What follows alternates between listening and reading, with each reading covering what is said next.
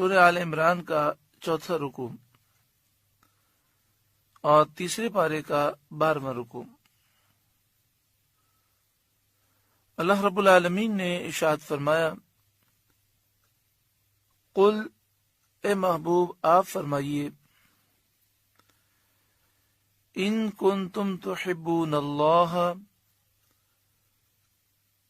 اگر تم اللہ سے محبت کرتے ہو، فاتبعونی، تو میرے فرمانبردار ہو جاؤ، میری فرمانبرداری کرو، یحببکم اللہ، اللہ تم سے محبت فرمائے گا، اللہ تمہیں دوست رکھے گا، وَيَغْفِرْ لَكُمْ ذُنُوبَكُمْ، اور تمہارے گناہ بخش دے گا، واللہ غفور الرحیم، اور اللہ بخشنے والا مہربان ہے۔ اس آیت کریمہ کا جو شان نزول ہے وہ یہ ہے کہ نبی اکرم صلی اللہ علیہ وآلہ وسلم کی بارگاہ میں کفار قریش نے یہ عرض کیا کہ ہم اللہ تعالی سے محبت کرتے ہیں۔ پیارے آقا صلی اللہ علیہ وآلہ وسلم نے ان سے فرمایا، اے قریش، اگر تم اللہ سے محبت کرتے ہو تو میری فرمانبرداری کرو۔ اسی طرح ایک روایت میں یہ ہے کہ یہودی نبی اکرم صلی اللہ علیہ وآلہ وسلم کی خدمت میں آئے اور انہوں نے کہا کہ ہم اللہ سے محبت کرتے ہیں، تو اس پر یہ آیت کریمہ نازل ہوئی کہ محبوب آپ ان سے فرمائیے، اگر تم اللہ سے محبت کرتے ہو تو مجھ سے محبت کرو اور میری فرمانبرداری کرو۔ فاتبعونی، یہ معنی ہے کہ مجھ سے محبت کرو اور پھر میرا کہنا مانو۔ جب کوئی شخص نبی اکرم صلی اللہ علیہ وآلہ وسلم پر ایمان لاتا ہے،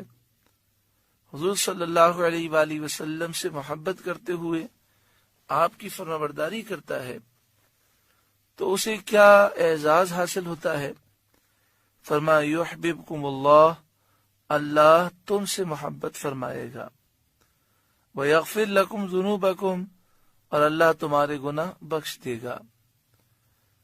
اس آیت کریمہ سے یہ معلوم ہوا کہ نبی اکرم صلی اللہ علیہ وآلہ وسلم کی ذات اقدس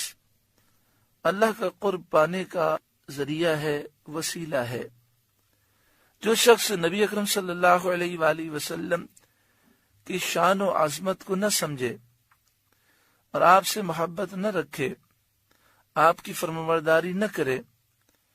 اور وہ یہ سمجھے کہ مجھے اللہ کا قرب نصیب ہو جائے گا، یہ اس کی بھول ہے۔ جس طرح پہلے زمانہ جاہلیت کے لوگ اس بھول میں مبتلا تھے، آج بھی ایسے بعض حضرات ہیں جو نادان ہیں، وہ اللہ رب العالمین کی توحید کا ذکر کرتے ہیں اور اللہ تعالی سے محبت کا دعویٰ کرتے ہیں، لیکن نبی اکرم صلی اللہ علیہ وآلہ وسلم کی شان و عظمت اور جو اللہ تعالی نے آپ کو قدرت، طاقت، آپ کو تصرف اور آپ کو جو مقام و مرتبہ دیا، اسے تسلیم نہیں کرتے۔ وہ آقا صلی اللہ علیہ وآلہ وسلم جنہیں اللہ نے بے عیب پیدا کیا اور ساری مخلوق میں سب سے بلند و بالا فرمایا، سب سے زیادہ طاقتیں عطا فرمائی، وہ اس آقا صلی اللہ علیہ وآلہ وسلم میں عیب تلاش کرتے ہیں۔ کبھی آپ کے علم پر اعتراض، کبھی آپ کے تصرف پر اعتراض، اور وہ یہ سمجھتے ہیں کہ اس طرح ہمیں اللہ کا قرب مل جائے گا، اور سمجھتے ہیں کہ ہم تو توحیدی ہیں، حالانکہ وہ توحید کو سمجھے نہیں ہیں۔ توحید اس چیز کا نام ہے کہ بندہ اللہ رب العالمین کو وحدہ لا شریک مانے اور اس بات کا عقیدہ رکھے کہ اللہ کے سوا کوئی خدا، الہ، معبود نہیں، اللہ کا کوئی بیٹا، بیٹی نہیں، اللہ کی کوئی بیوی نہیں، اللہ رب العالمین ان تمام چیزوں سے پاک ہے، اور اس بات کا عقیدہ رکھے کہ اللہ کے خزانے وسیع ہیں، اس نے اپنے پیارے بندوں کو بے حساب خزانے عطا فرمائے، اور سب سے زیادہ مقام، مرتبہ، طاقت، قدرت، تصرف یہ اللہ تعالی نے اپنے محبوب صلی اللہ علیہ وآلہ وسلم کو عطا فرمایا۔ محبوب کریم صلی اللہ علیہ وآلہ وسلم اللہ کے بندے ہیں، رسول ہیں، وہ خدا نہیں، الہ نہیں، معبود نہیں، اللہ کے بیٹے نہیں، کیونکہ اللہ ان تمام چیزوں سے پاک ہے۔ ہاں اللہ کے محبوب ہیں اور اللہ کے اذن سے، اللہ کے حکم سے پوری کائنات میں تصرف فرماتے ہیں۔ یہ ہے عقیدہ توحید، جس میں اللہ رب العالمین کی شان و عظمت کو سمجھا گیا اور اللہ تعالی کی قدرت کا اظہار کیا گیا۔ اللہ تبارک و تعالی ہر ایک کو حقیقی طور پر توحید سمجھنے کی توفیق عطا فرمائے۔ واللہ غفور الرحیم، اور اللہ بخشنے والا مہربان ہے۔